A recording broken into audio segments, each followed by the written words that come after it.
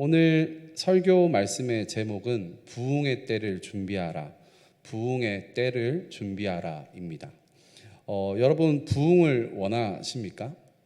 올해 우리 교회의 제목이 부흥이고요. 부흥을 꿈꾸십니까? 여러분 참된 부흥이 무엇이라고 생각하십니까? 개역개정에서 부흥이라는 이 한국어 부흥이라는 단어가 나오는 것은 하박국 3장 2절 말씀 한 구절밖에 없습니다. 주의 일을 이 수년 내에 부흥하게 하옵소서 할 때 이 부흥이 딱 한 번, 구약 신약 전체에서 이 딱 한 번 부흥이라는 단어가 나옵니다. 미국에서도 이 부흥 운동이라는 것이 영적 대각성 운동, Great Awakening이라는 단어로 많이 정의하는데요. 18세기 이제 1740년 이 초중반에 조나단 에드워즈, 조지 휘필드 목사님의 집회 설교를 통해서 첫 번째 이 The Great Awakening, 크게 깨어나는 것이죠. 이 영적 대각성 운동이 미국 동부에서 첫 번째로 일어났다고 합니다. 두 번째 1790년에서 1800년도 초에 찰스 피니가 2차 대각성 운동을 이끌었고요. 제3차 대각성 운동이 1850년에서 한 1900년도 초까지 이제 여러분들이 많이 들어보셨던 D.L. 무디, 빌리 선데이 이런 부흥사들이 나와서 도시와 산업화가 이루어진 미국의 거대 시카고나 뉴욕의 이런 거대 도시의 부흥 집회를 통해서 부흥을 이끌었습니다. 또 오순절 계열이라고 하는 것이 처음으로 등장해서 폭발적으로 성장하게 된 사건이 LA 지역의 미국 서부 지역의 아주사 거리에서 일어난 아주사 부흥 운동이라는 것이 110년, 20년 전에 일어났었습니다. 이 제3차 대각성 운동, 부흥 운동을 통해서 개신교에서 이제 처음으로 두드러지게 해외 선교라는 것이 일어났었고요.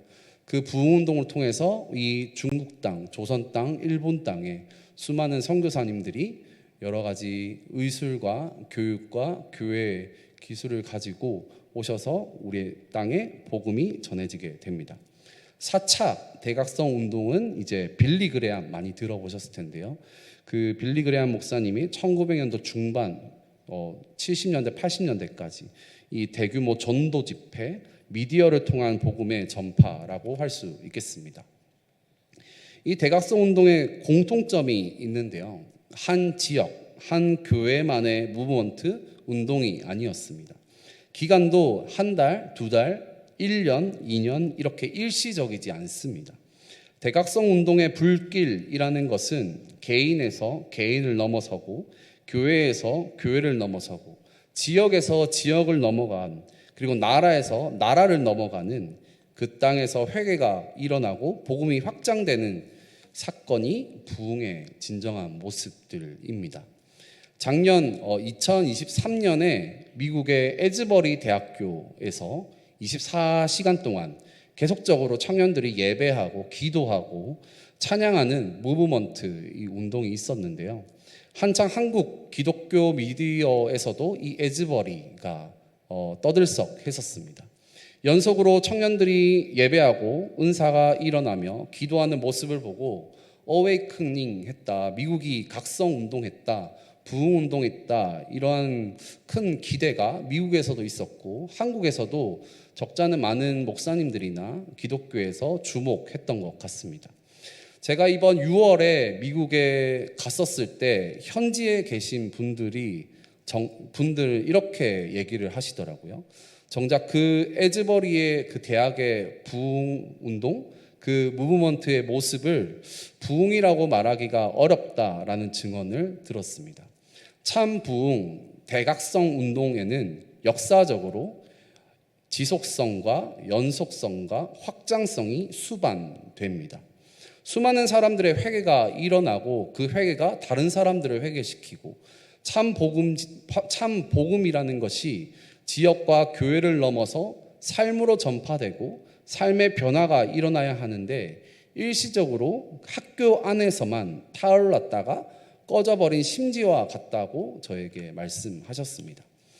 그리고 미국에서도 이 1900년도 중반 빌리그레암 이후에 이처럼 부흥의 시기, 이 4차 대각성 운동 이후에 5차, 6차까지가 대각성의 시기가 오랜 기간 동안 오지 않았던 적이 없었다라고, 오랜 기간 동안 부흥이 없었다라고 그 목사님께서 얘기하시더라고요.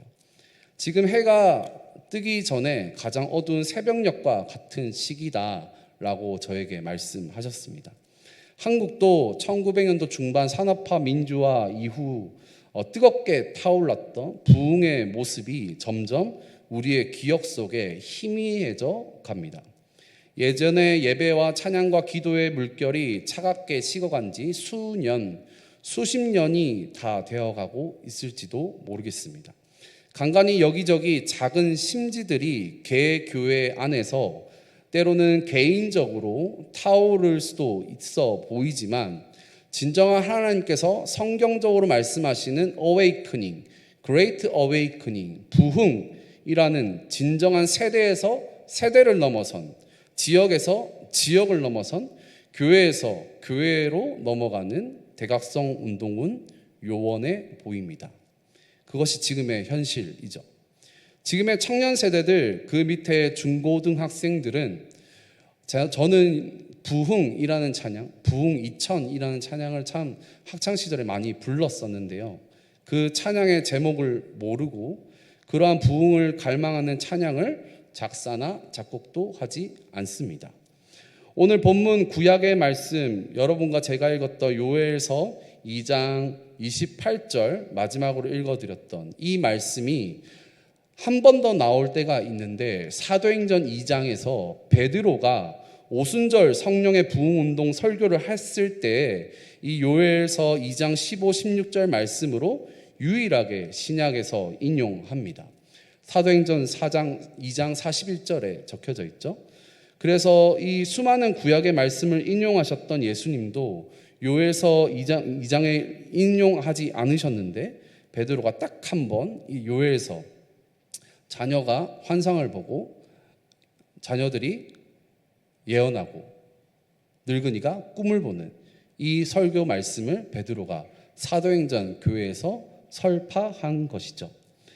2장 41절에 보시면 방금 전에 자막에도 나왔는데요. 그 말씀을 듣고, 베드로의 부흥의 이 요엘서 말씀을 듣고 많은 사람들이 세례를 받았고 이날의 신도수가 3,000이나 늘었다라고 이 첫 신약의 대각성을 표현합니다. 복음의 말씀이 베드로 사도를 통해 폭발적으로 성령께서 임재하셔서 영적 대각성 운동이 사도행전 신약 시대에 처음으로 일어났습니다. 이 말씀이 오늘 2024년 대한민국 대전 땅에서도 동일하게 임하길 진정으로 원하십니까? 성령의 임재하심이 오늘 이 밤 우리 각자에게 임하시길 사모하십니까? 그렇다면 지혜롭게 준비하셔야 합니다. 부흥이 오길 준비하셔야 합니다. 오늘 함께 요엘 2장 28, 29절 이전에 요엘 선지자가 준비하라 외쳤던 그 외침을 여러분과 제가 읽었던 이 본문 말씀을 통하여서 아멘으로 순종할 때 우리 교회 가운데, 이 교회뿐만 아니라 대한민국 땅 가운데, 이 세대뿐만 아니라 다음 세대까지 이 부흥의 계절이 확산될 줄로 믿습니다. 단지 우리 개개인에 그치는 것이 아니라 개인을 넘어 세대를 넘어 이 어운동만 머물러 있는 복음이 아니라 갑천을 넘어서 둔산과 세종까지, 그리고 나라를 넘어서 땅끝까지 부흥이 넘어가길 주님의 이름으로 축원드립니다. 단순한 질문 하나 드리도록 하겠습니다. 오늘 설교 말씀 가운데 불 얘기를, 부흥이잖아요. 불 얘기를 하는데 불 얘기를 많이 할 건데 갑자기 예배 전에 밖을 보는데 비가 오더라고요. 그래서 설교 망했다 이 생각했었는데 네, 죄송합니다. 네. 단순한 질문, 불에 관해서 하나 하도록 하겠습니다. 불이 붙으려면 무엇이 필요할까요? 여기 이과에 전통하실 분들이 많이 있으실 텐데요. 저는 문과라서, 법대생이라서 똑똑한 우리 청년들, 이과 청년들, 카이스트생들에게 물어봤습니다. 불이 붙으려면 산소가 필요하고 물질이 필요하고 열이 필요하다라고 하더라고요. 네. 산소, 물질, 열. 이 세 가지 중에 하나라도 조건을 충족시키지 못한다면 불이 붙지 않는다라고 합니다.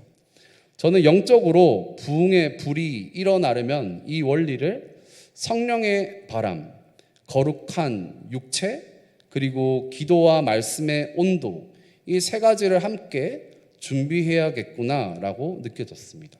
성령의 바람, 거룩한 육체, 기도와 말씀의 온도. 이 세 가지는 함께 같이 있어야 하고, 교회 안에, 가정 안에, 나 개인의 마음 안에 이 성령의 바람, 육체, 기도와 말씀이 있는지 말씀에 비추어 보았으면 좋겠습니다. 첫 번째로 이 부흥을 준비할 때 우리 삶을 돌아보아야 합니다. 비유를 한번 생각해 보았는데요. 우리 삶을 주님 앞에 저는 이렇게 정했습니다. 우리 삶을 돌아보는 것에 있어서 우리 삶을 주님 앞에 휠 얼라이먼트 하기라고 저는 설교 말씀에 적어 보았어요. 휠 얼라이먼트 들어보셨습니까? 차량의 바퀴가 올바른 각도로 배치되어 있는지를 체크하는 것이 휠 얼라이먼트입니다. 자동차 카센터 한 번쯤 가보셨을 텐데요. 가서 여러 가지 오일도 체크하고 타이어도 체크하고 엔진도 체크하고 여러 체크를 하지 않습니까? 특히 타이어 공기압이나 타이어 마모, 이 깊이 등을 체크하면서 일정 키로수를 뛸 때마다 많이 이제 닳았으면은 타이어를 교체하잖아요. 그러면서 이 휠 얼라이먼트를 기간마다 꼭 해줘야 합니다. 1년에 한 번 정도는 해줘야 된다라고 인터넷에 돼 있더라고요. 일반인들이 아무나 절대 할 수 없고요. 자격증을 갖고 있는 자동차 정비 기능사들만이 이 휠을 얼라이먼트 할 수 있습니다. 이 휠 얼라이먼트를 하지 않을 경우 아무리 좋은 비싼 타이어로 교체하고 좋은 고급 연료를 넣는다고 할지라도 한쪽으로 기울어져 버리거나 타이어를 오래 사용할 수도 없고 핸들도 이상하게 틀어지는 경험을 하신 경우가 있을 것입니다. 심하면 심지어 핸들이 꺾어져서 사고까지 날 수도 있겠죠. 내 삶에 이 영적, 전인적 휠 얼라이먼트가 필요하다고 말씀드리는 겁니다. 삶의 부흥은 교회 안에서 영적인 신령한 체험, 경험만으로 끝나지 않습니다. 진정한 부흥은 삶의 회개와 타인을 향한 이타적인 사랑으로 직결됩니다. 그 삶의 모습을 우리 삶의 정비 기능사인 성령님의 말씀에 비추는 것이죠. 오늘 본문 말씀 13절 함께 말씀 같이 합독하실까요? 13절 같이 읽겠습니다. 너희는 옷을 찢지 말고 마음을 찢고 그는 은혜로우시며 노하기를 더디하시며 인애가 크시사 뜻을 돌이켜 재앙을 내리지 아니하시나니. 새 번역이나 공동 번역에서 이 13절 말씀에 비슷하게 나옵니다. 여호와 하나님께 돌이켜라, 하나님께 돌아오라, 계속 하나님께서 말씀합니다. 그런데 본문을 메시지 성경에서 본문 13절을 시작할 때 이 문장으로 시작하는데요. 읽어드리겠습니다. 너희 삶을 고쳐라. 너희 옷만 바꾸지 말고 너희 하나님께 돌아오너라. 하나님께 돌아오너라는 것을 그 앞에서 삶을 고치라라고 이제 메시지 성경에서는 얘기하고 있습니다. 마음을 찢는다는 것은 메시지 성경에 비춰봤을 때 실제적인 삶을 고치는 것입니다. 내 삶이 오른쪽으로 치우쳤는지 왼쪽으로 치우쳤는지, 아니면 너무 감정적인지 아니면 너무 이성적인지, 너무 자기중심적인지 아니면 또 너무 타인중심적이어서 내가 없어져 버려서 타인에게 오르락내리락 하고 있던지 하나님의 말씀 앞에 비춰보고 영적으로 휠 얼라이먼트를 해라는 것입니다. 조나단 에즈워즈 영적 1차 대각성 운동을 이끌었던 이 목사님께서 조나단 에즈워즈의 책 중에 생명의 말씀사 출판사에서 나온 영적 감정을 분별하라 라는 책이 있습니다. 영적 대각성 운동의 결과로 영적인 깊은 체험을 겪고 그 체험만을 추구하는 갈망, 체험만을 자극적인 영적인 죽음과 천국만을 경험하는 것에만 집착하는 부작용이 일어났고 그 부작용을 수많은 군중들이 경험하게 됩니다. 그것을 보고 조나단 에드워즈가 영적인 감정을 분별하는 것에 대해서 적은 책입니다. 그 책 내용 중에 짤막하게 읽어드리겠습니다. 네, 우리의 영적 감정들이나 그리스도인들의 경험들을 구원의 증거로만 삼는다면 그것은 그리스도보다 우리의 감정을 믿는 것이다. 우리가 감정들로 인해 자신을 치켜 세우고 자랑하는 것은 그리스도보다 우리의 감정을 믿는 것이 된다. 말은 아무것도 증명하지 못한다. 그 다음이요. 우리는 반드시 그 사람들의 삶에서 나타나는 마지막 결과, 즉 성령의 열매로 그들을 판단해야 한다. 가로하고 심지어 그렇게 할 때에도 오류 없이 판단하기는 쉽지 않지만 그리스도인들의 삶은 그들의 진실성이 구원을 판단할 수 있는 가장 좋은 근거가 된다. 마지막으로요. 영적인 경험을 갈망하는 것, 하나님의 사랑을 느끼는 것, 죽음과 천국을 경험하는 것은 진정한 그리스도인임을 나타내는 궁극적 표징이 아니다라고 조나단 에드워즈는 얘기합니다. 그리고 마지막으로 이렇게 얘기하는데요. 최선의 표징은, 그리스도인으로서의 표징은 더 거룩한 마음을 품고 더 거룩한 삶을 갈망하는 것이다 라고 목사님이 말씀하셨습니다. 우리 삶의 그리스도인으로서 여러분들은 어떠한 단어나 어떠한 지향점을 가지고 그리스도인으로서 살아가고 있으십니까? 구별됨, 거룩이 구별이잖아요. 구별된 마음, 구별된 삶, 그 자체를 진정으로 갈망하는지 마음 안에서 돌아보시기 바랍니다. 제 스스로도 돌아봤을 때 영적인 뭔가 부흥이나 영적인 뭔가 사랑, 전인격적인 소망, 비전 이런 것의 단어에는 관심이 많이 있을지라도 거룩이라는 단어를 제 스스로 고민하고 고찰해 보지는 않았던 것 같습니다. 거룩이 무엇일까요? 거룩은 단순히 도덕적인 순결만을 얘기하지 않습니다. 하나님은 거룩하시고 많이 들어보셨잖아요.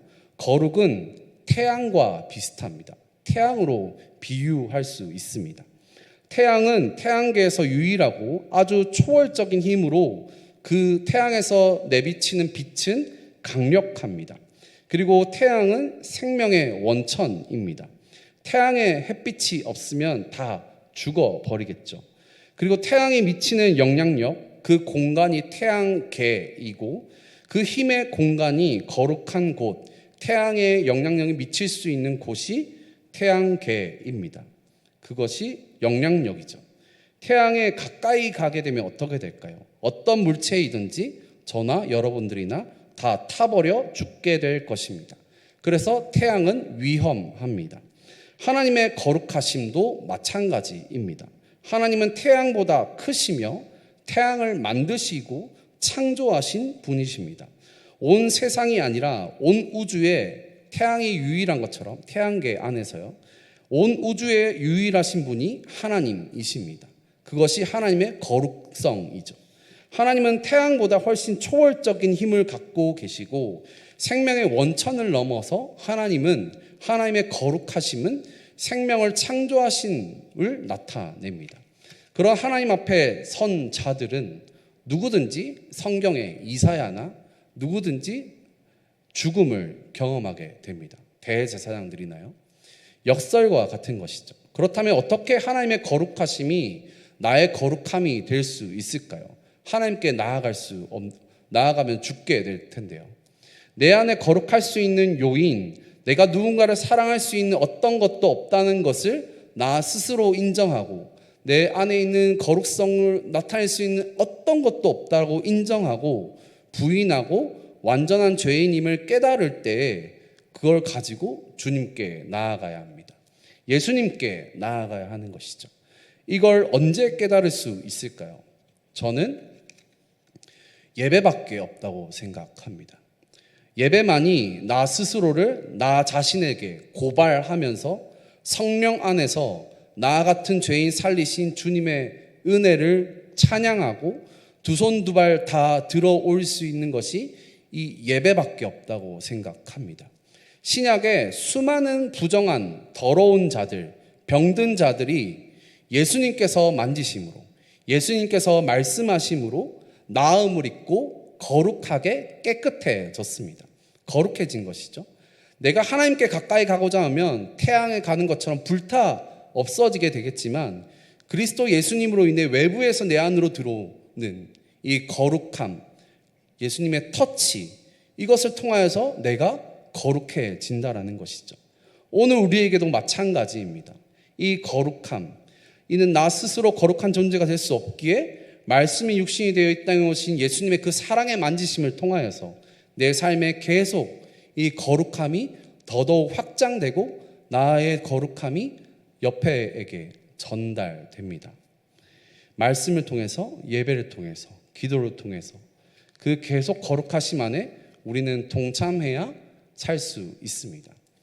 우리는 호흡하면 1분, 2분 호흡하면서 살아가는 것처럼 보이지만 이 성령님의 터치하심, 예수님의 터치하심을 맛본 사람들은 이 터치하심이 없이는 1분 1초도 내가 살아갈 수 없는 완악한 존재이구나, 죄인 중에 괴수이구나 라는 것을 고백하고 깨닫는 사람이 그리스도인이라 할 수 있습니다.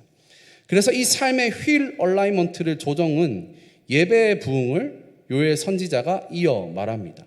진정한 부흥이 예배의 부흥이라고 말씀드렸는데요. 14, 15절 함께 오늘 본문 말씀 읽도록 하겠습니다. 시작. 주께서 혹시 마음과 뜻을 돌이키시고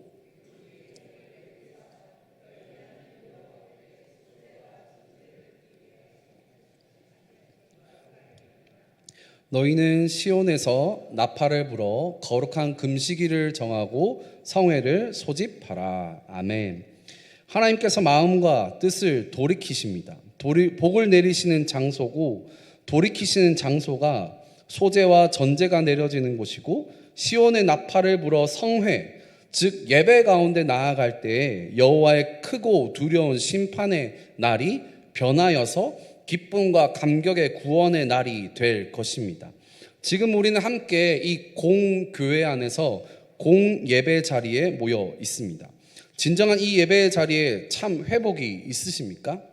참 예배 감격이 있으십니까?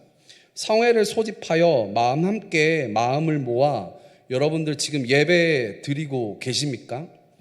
예배는 부흥의 첫 마중물이자 주님의 영광에 참여하는 천국에서의 마지막 마침표가 될 것입니다. 교회의 교회됨의 정체성의 근원은 어디에 있습니까? 주방에 있습니까? 교회 교육 학교에 있습니까? 봉사와 섬김에 있습니까? 물질과 재정의 살림살이에 있습니까? 이 모든 것들이 중요합니다. 터부시한다는 게 아니라 우선순위가 필요하다는 것입니다. 가장 첫 우선순위, 가장 근원은 부흥을 진짜 갈망하신다면은 예배 가운데 진정한 감격의 예배, 감격의 찬양, 나 스스로의 죄의 고백의 예배가 이루어져야 합니다.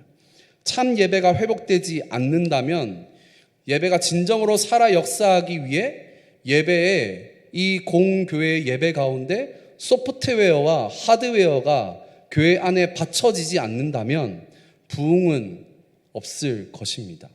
최고의 하나님께 최선의 것을 주님께 올려드리는 것이 예배입니다. 가정과 기업에서도 마찬가지입니다. 가정에 아무리 돈이 많다 한들, 쌀이 수십 가만이 있다 한들 가정 안에 영적 부흥이 없다면, 참 사랑과 신뢰가 없다면 소리나는 꽹과리와 빈 껍데기에 불과합니다. 서로 신뢰하지 못하고 깨진 가정들이 수두룩하지 않습니까?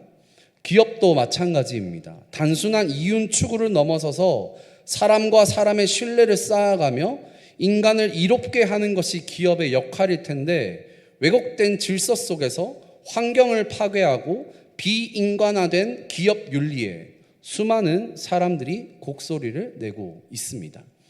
이러한 성회로 모일 때 그때 성령께서 임재하시고 각 영혼들에게 여호와의 영이 임재할 때, 우리가 너무 잘 아는 말씀이죠. 여러분들이 제가 마지막으로 읽었던 말씀입니다. 28절의 말씀처럼 그때 자녀들은 예언하고 젊은이는 환상을 보고 늙은이는 꿈을 꾼다라고 28절에 말합니다. 제가 28절 한 번 더 읽어 드리겠습니다. 그 후에 내가 내 영을 만민에게 부어주리니 너희 자녀들이 장래일을 말할 것이며 너희 늙은이는 꿈을 꾸며 너희 젊은이는 이상을 볼 것이며, 이 부흥의 현상의 때를 말씀합니다. 자녀들이 장래일을 말한다, 늙은이는 꿈을 꾼다, 젊은이 이상을 본다. 좀 추상적인 단어일 수가 있는데요. 결론적으로 하나님의 부흥으로 인한 성령의 역사는 단순히 한 세대에 국한되거나 지역적이지 않다라는 것을 알 수 있습니다.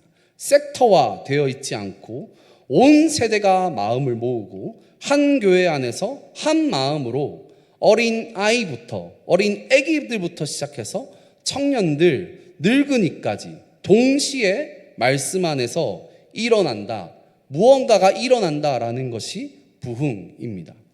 두 번째는 자녀들, 장래, 늙은이, 꿈, 젊은이, 이상이라는 이 단어가 뒤에 하나씩 붙는데요. 자녀들은 장래를 말한다고 할 때 먼저 자녀들이 이 장래를 말한다라고 할 때 프로페시, 많이 들어보실 텐데 예언하다라는 뜻입니다. 말씀을 선포한다는 뜻이죠.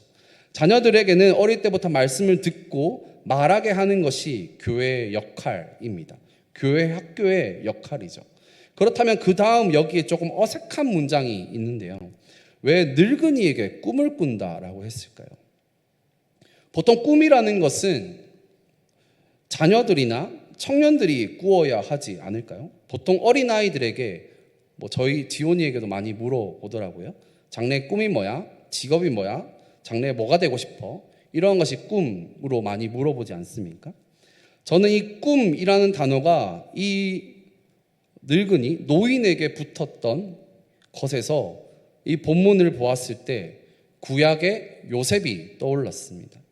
왜 하나님께서 어르신들에게 꿈이라는 단어를 성경에 붙여 주셨을까요? 이 꿈이라는 단어가 제일 많이 등장하는 게 창세기에 엄청 꿈꾸는 자가 오는도다, 요셉을 설명하는 것이 꿈으로 많이 나옵니다. 그렇다면 요셉의 꿈이 이루어진 가장 극적인 하이라이트 장면은 어디일까요? 어릴 때부터 보디발에서, 감옥에서 수많은 요셉이 하나님과 동행하면서 같은 꿈을 이루어 나아가는 그 여정들이 있었는데요. 가장 극적인 포인트의 하이라이트는 어디일까요? 총리가 됐을 때일까요? 형들이 애굽에 와서 절을 할 때일까요? 제가 생각하는 요셉의 꿈의 가장 정점의 하이라이트 장면은 요셉이 형들을 용서하고 감정에 복받쳐 울 때라고 생각합니다. 창세기 45장 5절 말씀입니다. 당신들이 나를 이곳에 팔았다고 해서 근심하지 마소서, 한탄하지 마소서. 하나님의 생명을 구원하시려고 나를 당신들보다 먼저 보내셨나이다. 꿈은 해석하는 사람들입니다. 7절 말씀입니다. 하나님이 큰 구원으로 당신들의 생명을 보존하고 당신들의 후손을 세상에 두시려고 나를 당신보다 먼저 보내셨나니. 8절, 그런즉 나를 이리로 보낸 이는 당신들이 아니요 하나님이시라. 하나님이 나를 바로에게 아버지로 삼으시고 그 온 집의 주로 삼으시며 애굽 온 땅의 통치자로 삼으셨나이다. 15절 제가 마지막으로 준비했는데요. 함께 합독하실까요? 네, 읽겠습니다. 시작. 요셉이 또 형들과 입맞추며 안고 우니 형들이 그제서와 요셉과 말하니라. 아멘. 사랑하는 대덕 한빛교회 성도 여러분, 이 요셉의 꿈은 단순히 자신의 명예, 위치, 직업의 꿈이 아니었습니다. 요셉의 꿈은 하나님께서 창세기 12장에 아브라함에게 약속한 하나님의 꿈이었습니다. 그것은 작은 꿈이 아니라 큰 구원의 꿈이었고, 더 나아가 구체적으로 요셉을 자기 자신을 유기한 형제들과 화해의 꿈이었습니다. 화목의 꿈이었습니다. 산전수전 공중전을 다 겪었던 요셉이지만 그럼에도 불구하고 이 요셉은 하나님의 큰 구원을 알았고 그것을 이루는 꿈이었습니다. 저는 요셉과 같은 어른이 되고 싶습니다. 아는 것이 많아지고 경험치가 늘어나며 사회적 위치와 지위가 올라가면서 확률에 따라 계산에 따라 이것은 될 만한 각인데 이것은 안 될 만한 각인데 얼마든지 더 경륜이 늘어나겠죠. 그래서 그 경륜을 가지고 경험치를 가지고 정죄하거나 판단할 수도 있을 것입니다. 그렇지만 그 경험과 또 책임과 그 각에 갇혀 있는 것이 아니라 이 요셉처럼 요셉에게 준 하나님의 꿈처럼 나에게 상처 준 자를 용서할 수 있는 넉넉한 마음, 나에게 아픔을 주는 자와 함께 화목해하는 자리로 나아가는 하나님의 꿈에 죽을 때까지 서고 싶습니다. 이 꿈을 가지시길 주님의 이름으로 진심으로 축원드립니다. 이 꿈을 장로님들, 권사님들, 집사님들께서 꾸실 때에 자녀들은 예언을 하고 청년들은 이상을 볼 것입니다. 청년들은 비전을 품을 수 있게 될 것입니다. 교회가 청년들의 비전을 펼칠 수 있는 장으로 만들어주시면 너무 감사하겠습니다. 비전은 비주얼라이즈, 즉 봐야 비전이 생깁니다. 보지 못하면 비전을 품을 수 없습니다. 17세기에서 19세기까지 수많은 영국 상류층 자제들이 유럽에서 이제 수많은 돈으로 유럽에 있는 수많은 문물들과 예술 작품들을 보기 위해 부모님들이 그 어린 아이들을 보냅니다. 교회에서 그것을 보고 비전을 품는 것이죠. 교회에서도 마찬가지이지 않겠습니까? 하나님의 꿈을 가지신 여러분들이 참 어른들을 청년들이 많이 만나고 직접 느낄 수 있는 교회가 대적 한빛교회가 된다면 하나님의 부흥의 역사가 우리 전 세대 안에 일어날 것입니다. 그래서 우리 청년들이 나도 저런 장로님이 되어야지, 나도 나이 들어서 저런 권사님이 되어야지, 이러한 꿈을 가지고 또 감동과 감격의 비전을 품을 수 있게 해 주시길 바랍니다. 인간적인 야망과 욕망의 비전이 아니라 하나님의 꿈, 하나님의 나라 비전을 함께 바라볼 수 있도록 앞서 가신 신앙의 어른 선배님들께서 하나님의 꿈을 가져주시기 바랍니다. 저희 교회에는 없으시겠지만 청년들이랑 신방하면서 수많은 직장 생활을 직접 하고 있는 청년들, 연구실 생활을 하고 있는 청년들과 대화했을 때 가끔 제가 대답할 수도 없고 유구무원할 수밖에 없는 그들의 호소가 있었습니다. 연구실에서 직장 생활에서 청년들이 초년생으로 열심히 신앙인으로 살아가려고 하는데, 모두는 아니겠지만 그 조직 안에서 민폐 끼치고 성격이 괴팍하고 일도 잘 안 하고 이기적이고 자기밖에 모르는 연차가 높으신 분들이 가끔 있다라고 저에게 얘기하는데, 그분이 사무실에서 찬양을 트신다고 합니다. 사무실에 책상에 성경이 꽂혀 있다고 합니다. 십자가 걸려 있다고 해요. 거기에. 그 공간 안에 있는 그 청년이 내가 그리스도다 얘기할 수 있을까요?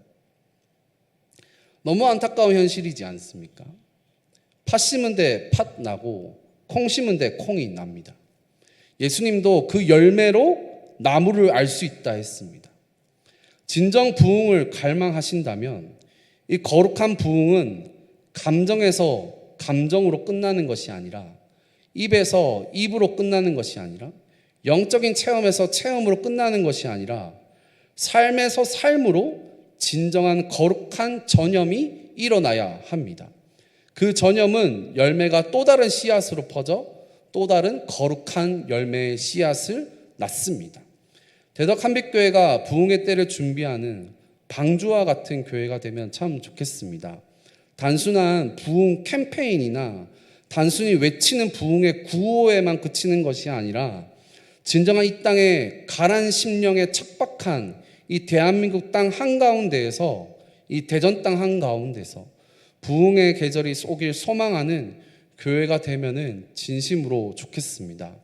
그 거룩한 불씨가 우리 삶에서부터 거룩한 여기 계신 남은 자들, 하나님의 꿈을 꾸신 어르신들 한 분 한 분에게 기름 부으심으로 임하시길 주님의 이름으로 축원드립니다. 함께 기도드리겠습니다.